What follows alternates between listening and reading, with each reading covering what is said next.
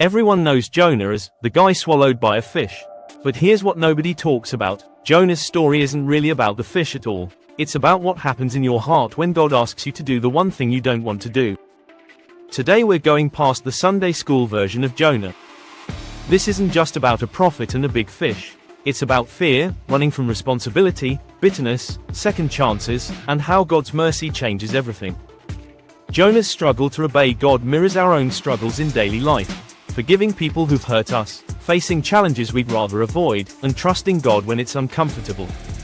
Stay with me, because by the end you'll see Jonah's story isn't just ancient history, it's your story too. You're watching The Word, where Bible truth meets real life. Subscribe and smash the bell. Now let's light it up. God tells Jonah in Jonah chapter 1 verse 2, "Go to the great city of Nineveh and preach against it, because its wickedness has come up before me." But Jonah doesn't want to go. And honestly, who can blame him? Nineveh was the capital of Assyria, Israel's enemies, known for their cruelty and violence. Asking Jonah to preach mercy to them felt like asking a victim to show kindness to their abuser. That's a pain point many of us know, being asked to forgive, or to show compassion, when our hearts feel hardened. Jonah didn't just fear Nineveh, he hated them. And when God said, "Go," Jonah said, "No." Instead of obeying, Jonah runs in the opposite direction, buying a ticket to Tarshish. It wasn't just another city, it was as far west as anyone could imagine at the time. Jonah's running was more than physical, it was spiritual. He wanted out. But running from God doesn't lead to freedom. It leads straight into storms. Jonah chapter 1 verse 4 says, "Then the Lord sent a great wind on the sea, and such a violent storm arose that the ship threatened to break up." Picture it, waves crashing, sailors screaming, cargo flying overboard. And where's Jonah? Sleeping. He's in the belly of the ship, oblivious, checked out. That's us sometimes, isn't it? We numb ourselves, we hide, we distract ourselves, hoping the storm will pass if we ignore it. But the truth is, our disobedience doesn't just affect us. Jonah's choice endangered every sailor on that boat. In the same way, our choices can ripple out, hurting families, co-workers, friends. Finally, Jonah admits the truth. "Pick me up and throw me into the sea, and it will become calm." Jonah chapter 1 verse 12. He knows his rebellion is the problem. And this is where most people stop, thinking Jonah's story is about punishment. But the fish wasn't punishment. It was mercy. Jonah chapter 1 verse 17 says, "Now the Lord provided a huge fish to swallow Jonah, and Jonah was in the belly of the fish 3 days and 3 nights. Can you imagine it? Darkness.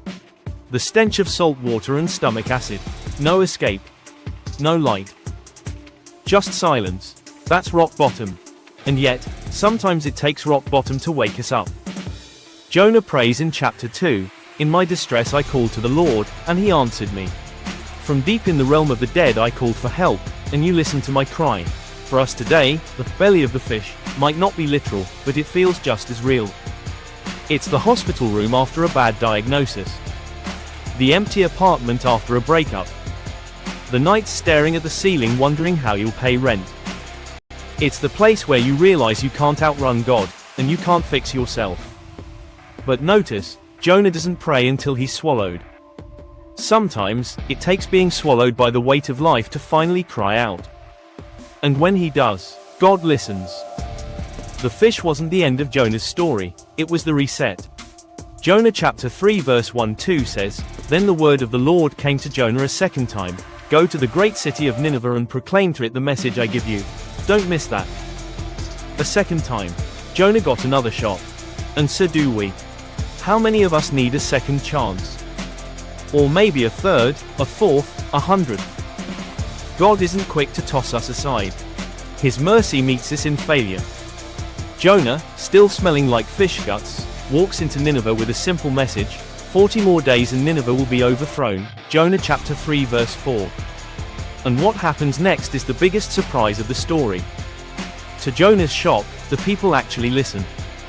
Word spreads from the palace to the back alleys, and within hours the entire city is in mourning for its sin. The king himself strips off his royal robes, sits in the dust, and orders everyone, rich and poor, even their livestock, to fast and put on sackcloth. Imagine it, a single, blunt sermon, only 5 words long in Hebrew, sparks the greatest spiritual turnaround in the Old Testament. Jonah chapter 3 verse 10 records, "When God saw what they did and how they turned from their evil ways, he relented and did not bring on them the destruction he had threatened." Think about that. This was Nineveh, the violent empire, infamous for cruelty and terror. And in a single moment of obedience, Jonah becomes the messenger for the largest revival the world had ever seen. That's not Jonah's power. That's the power of God's mercy. But instead of rejoicing, Jonah seethes with anger.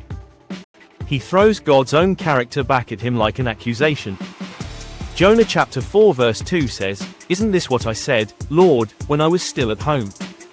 That is what I tried to forestall by fleeing to Tarshish. I knew that you are a gracious and compassionate God, slow to anger and abounding in love, a God who relents from sending calamity." Jonah isn't thrilled that Nineveh repented. He's furious. Deep down, he never wanted God to forgive them at all. Jonah wanted justice. He wanted fire from heaven. He wanted Nineveh to burn. And this is where Jonah's story connects with us again. How often do we want mercy for ourselves, but justice for everyone else? How often do we hold on to grudges, bitterness, and say, they don't deserve forgiveness? Your Nineveh might not be an ancient city. It might be your ex, your boss, that family member who betrayed you. Jonah's anger is our anger, the desire to see others pay for what they've done. But God uses Jonah's bitterness as a mirror for us. Jonah sits outside the city, sulking, waiting for God to destroy it. Instead, God grows a leafy plant to shade him. Jonah's happy, finally, some comfort. But the next day, God sends a worm to chew the plant, and it withers. Then a scorching east wind blows. Jonah, miserable, wishes he were dead. God asks him in Jonah chapter 4 verse 9, "Is it right for you to be angry?" It's the same question for us. Is it right for us to cling to bitterness, when God has forgiven us so much?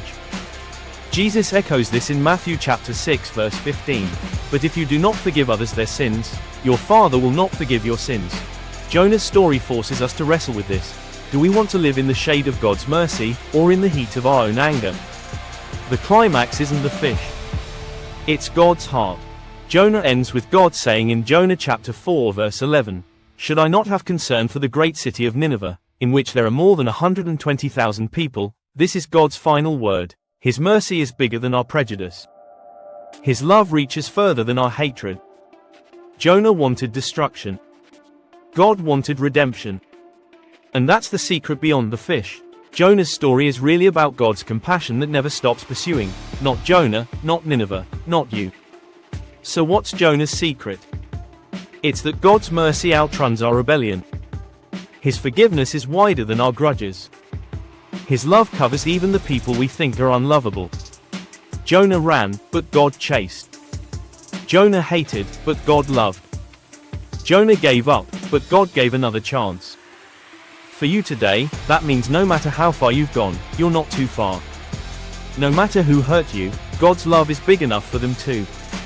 The story of Jonah isn't really about a fish. It's about a God who refuses to stop chasing people with mercy. If this journey through the Bible stirred something in you, you're definitely not alone. Stick around, the next video goes even deeper into questions in the Bible. And if this spoke to you, consider subscribing to the Word. We drop meaningful, faith-filled content multiple times a week to keep your spirit fed. Want to see another story of God's power in the impossible? Tap now to watch, Discovering the Sinful Past of Sodom and Gomorrah. Stay blessed.